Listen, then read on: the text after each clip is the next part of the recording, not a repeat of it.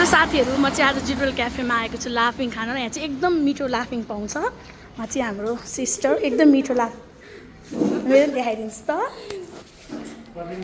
Hello, म पनि यहाँ लाफिङ खान आएको छु। लाफिङ आइस चाहिँ म तपाईँहरूलाई भन्छु ल कस्तो छ, मिठो छ कि छैन भनेर रिभ्यू दिन्छु। अनि मेरो लाफिङ पनि आइसक्यो होइन, एकदम मिठो हुन्छ कि। म हजुरलाई लाफिङ खान दिन्छु होइन।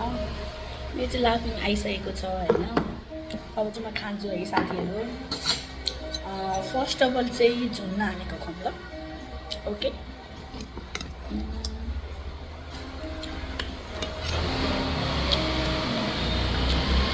म्याक्सिमम मान्छेहरूले मुखमा हाल्यो वाउ मेरो चाहिँ। म चाहिँ त्यस्तो घरमा सबै खाएर भन्छु है साथीहरू।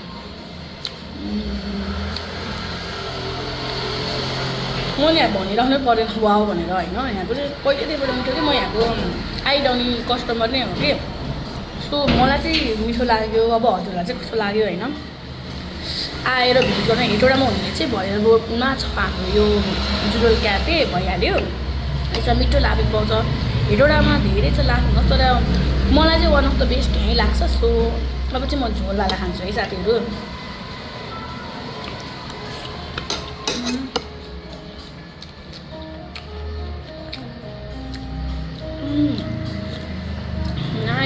एकदमै मिठो अघि ट्वाक्क पऱ्यो।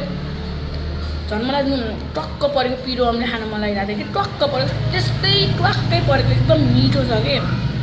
मैले यहाँ यसै यहाँ आएर भनेको होइन, हजुर पनि खाएर आफ्नो भ्यू दिन सक्नुहुन्छ होइन, कस्तो लाग्छ के लाग्छ। मलाई चाहिँ जेन्युइन मलाई चाहिँ एकदम मिठो लाग्यो। म लाफिङमा पनि मिक्स लाफिङ खान्छु कि। मिक्स लाफिङ चाहिँ एकदमै वाउ। सो हजुर पनि आउनु होला, खानु होला, भिजिट गर्नु होला। हस्, थ्याङ्क यू।